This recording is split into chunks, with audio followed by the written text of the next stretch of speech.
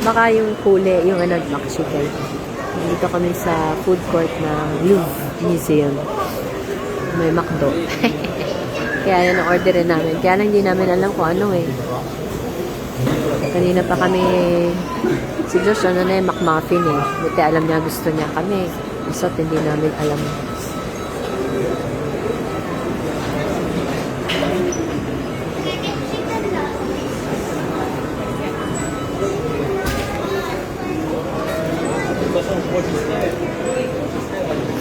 Sayang, chance natin doon, no? Sa kanina, no? Maba na pila.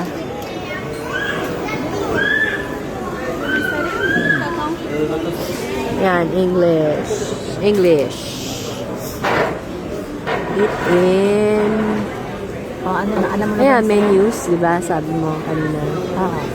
Pareho lang eh, oh. May menus doon, may menus dito. Tapos pipili ka ng, ano mo, ng fries, kung anong size, tsaka ng soda. Ito, mamahalin yata to eh, di ba?